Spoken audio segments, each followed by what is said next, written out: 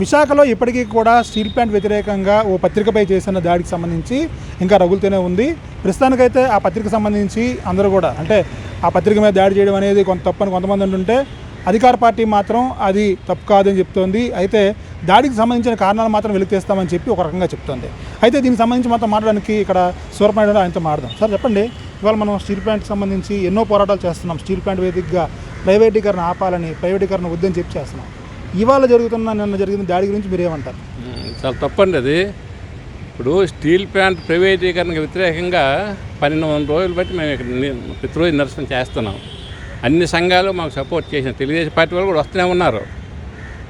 అంచేత పైగా పేపర్లకు రోజు మీడియా వాళ్ళు వచ్చి మద్దతు ప్రకటిస్తున్నారు. ఈ నేపథ్యంలోనే పేపర్ల మీద దాడి చేయడం అది ప్రజాస్వామ్యంలో ఉన్న సమంజసం కాదు. పత్రికా స్వేచ్ఛను హరించడం, భావ ప్రకటన స్వేచ్ఛను హరించడం, ఒకరు ఏమైనా ఇష్యూల మీద పోరాడాలి. ఏ పార్టీ వాళ్ళైనా సమస్యల మీద పోరాడాలి, విధానాల మీద పోరాడాలి. కానీ ఈ దాడుల సంస్కృతి మాత్రం తీవ్రంగా ఖండిస్తున్నాం.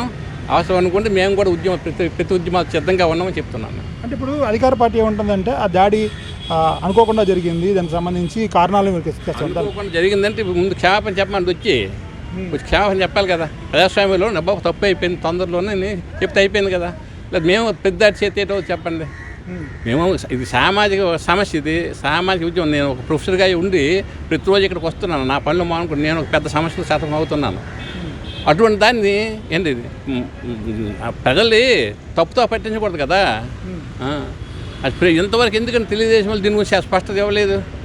తెలుగుదేశం ఎన్డీఏ ప్రభుత్వం భాగస్వామ్యం కదా, కూటమిలో భాగం ఉంది కదా. వాళ్ళందరూ వచ్చి ఒకరోజు చెప్తే అయిపోతుంది కదా సమస్య. పవన్ కళ్యాణ్ గారు వచ్చి, తెలుగుదేశం వాళ్ళు వచ్చి, బీజేపీలు అందరూ ఇక్కడ ఉన్నారు కదా, వాళ్ళ ఎమ్మెల్యే ఎంపీలు స్థానిక నాయకులు వచ్చి స్టీల్ ప్లాంట్ ప్రైవేటీకరణ ఆపే ప్రసక్తి చెప్పిమనండి. సమస్య అయిపోయింది. దానికి దాడులు సంస్కృతి ఏంటి? నేను ఇంకెవరి మీద దాడులు చేయము, నేను మారిపోయినాను అని చెప్తాను తెలుగుదేశం చంద్రబాబు నాయుడు గారు. మరి ఇదే పద్ధతి ఇది.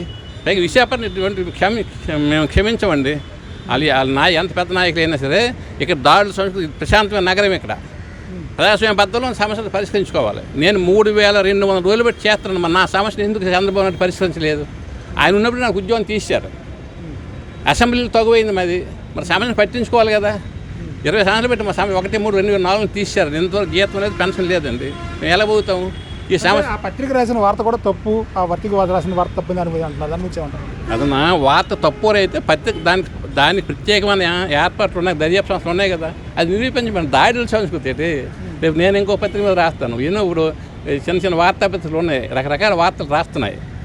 దానికి ఆ తప్పని నిరూపించిన వేరొక ఛానళ్ళు ఉన్నాయి, దర్యాప్తు సంస్థలు ఉన్నాయి. అలాగే మన దాడి భౌతిక దాడులు ఏంటి? భౌతిక దాడులు ఖండించదగ్గ విషయం అది. వాళ్ళు ప్రతి ఒక్కడు ప్రతి దానికి దాడి చేస్తుంటే ఇంక మనిషి ఎవరు మిగలడు. Thank you. ఇది స్టీల్ ప్లాంట్ సంబంధించి ఈ దాడికి సంబంధించి అంటే ఒక పక్క టీడీపీ నేతలు అదంతా ఫేక్ న్యూస్ అని చెప్తున్నారు. అలాగే అది అనుకోకుండా జరిగిందని చెప్తున్నప్పటికీ కూడా ఇలాంటి దాడులు అనేవి ఖచ్చితంగా మంచివి కాదని, ప్రజాస్వామ్యాన్ని విఘాతం కలిగిస్తాయని, ప్రజాస్వామ్య పద్ధతిలో బోర్డు దర్యాప్తు సంస్థలు ఉన్నాయి, కోర్టులు ఉన్నాయి, మిగతా సంస్థలు ఉన్నాయి. వాటి ద్వారా పత్రికల మీద ఏమైనా ఇష్యూ ఉంటే వెళ్ళాలి తప్ప ఇలా దాడులు చేయకూడదని చెప్పి చెప్తున్నారు సూరపనాయుడు. ఇలాంటివి ఏమైనా రిపీట్ అయితే కనుక తాము ఉపేక్షించబోమని, మరిన్ని పోరాటాలు చేస్తామని ఆయన హెచ్చరిస్తున్నారు. మరిన్ని వార్తల కోసం చూస్తూనే ఉండండి న్యూస్ 18 తెలుగు.